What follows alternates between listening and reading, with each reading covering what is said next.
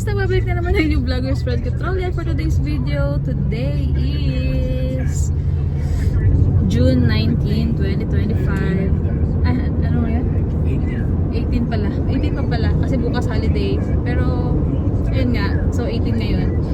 Samahan nyo kami guys. Bibili lang kami ng ng pants ng mga bata para sa uniform nila.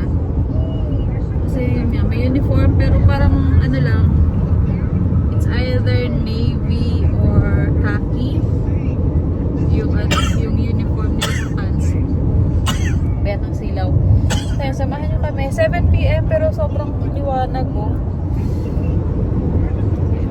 Sa Old Navy kami bibili. Yung upper nila, nakabili na ako, naka-order na ako. So, i-haul natin yun guys kapag dumating. Pero parang mga 2 weeks pa yata yun bago dumating. So, yun. Ngayon naman is pants nila.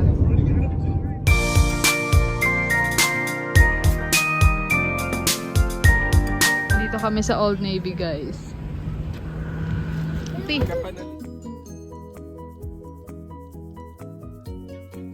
So ito guys, dito kami sa Old Navy.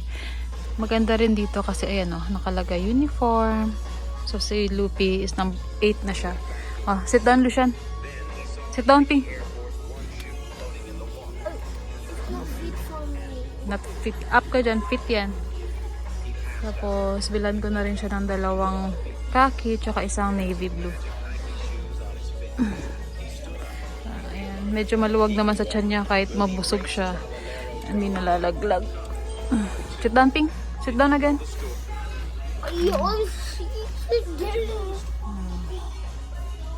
Yan. Tsaka mas okay talaga kapag personal mong susukat kasi minsan akala ko 7 pa lang siya. So 8 na yung size niya dito sa Old Navy. Maganda lang niya. Meron uniform na nakalagay. So ito uniform niya. Bili ako ng 2 brown, tsaka isang navy blue. Brown khaki pala, I mean. Tsaka isang navy blue. So, ito naman kay Ate Baleng. Pants. Na skinny. Halika nga ate.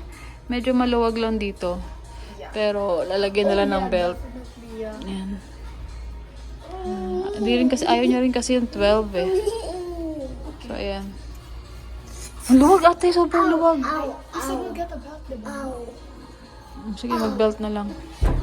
Try mo mag-sit down. Basta nakaupo ka dyan. Sige. Since medyo maluwag yung pants kay ate, bibili siya ng belt guys dito. Sige na, go! I can't get it off. So, ayan guys. Namili ng uniform. Ano masasabi mo sa uniform mo, Day? It's not like the uniforms in the Philippines. Oh, why?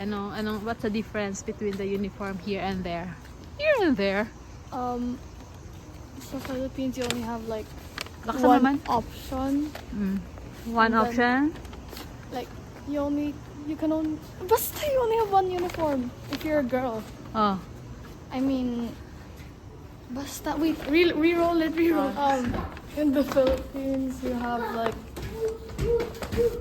you can't decorate your uniform. What do you mean decorate? Like you can't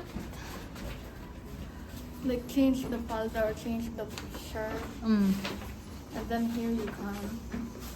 And you can wear any uniform you want any day. You have choices. Unlike sa Philippines, you only Yeah, have one. oh my gosh. Sige, pumasok ka na nga. Dami mo sinabi. So, ito guys, yung pinamili namin, hindi pala kasama yan. So, ito yung mga uniform ng mga bata. Isama ko na lang to kapag na-receive ko na rin yung uppers nila. So, ito, more on, downers. Uppers and downers. And then, yung mga shorts, pants, ganyan. So, ang kasi sa school nila ate, pwede ka khaki, mag navy blue, ganyan. Meron silang meron silang, what do you call that? Preferred na supplier. Ang tawag doon sa kanila, basta may preferred silang uniform na pwedeng bumili. Pero, sa upper lang, kasi merong logo yung uppers nila, yung mga polo, ganyan. Pero sa pants, pwede ka daw bumili sa Old Navy, sa Target, tsaka sa Walmart. So, ito, pumunta nga kami kanina sa Old Navy. And ang nakakatuwa lang sa Old Navy, ayan o, like this one. Nakalagay talaga, uniform. So, ayan. So, meron na silang, si Ate Baleng, umorder na nga ako ng uniform nila, 'di ba? So, kay Ate Bib bumili na ako ng palda. Then, meron siyang isang shorts. Ang ingay nila. Isang short, dalawang pants kay Ate, then kay Lupi, tatlong shorts muna kasi lalaki pa naman yung bata. So, sa December ko na lang siguro siya bibilan ng another 2 na pants kapag malamig-lamig na. So, ayan. Ayan yung mga uniform. Na-excite naman ako para sa mga to. Nagpapasok na sila. Nakakatuwa lang kasi may uniform na sila, guys. Ayan. Ayan, yung mga uniform nila. So, ito guys, oh. Diba sabi ng anak ko, unlike sa Philippines na isang set lang yung uniform. I mean, isang design lang talaga. Dito, iba-iba. So, yun sa school ng anak ko. Ayan. It's either kung anong gusto mong trip sa buhay. Mag-skirt ka or mag-pants ka. Pwede ka rin mag-shorts, mag-dress. As long as yun saka school nila Ate Baleng tsaka ni Lucian. Basta merong logo nung upper. Then sa pangbaba. Kaya sa Old Navy rin kami bumili kasi wala namang tawag doon? Wala namang preferred na walang logo yung mga pang sa yung lower. So yung sa upper lang talaga yung kailangan ng logo. And then yan yung color ng uniform nila.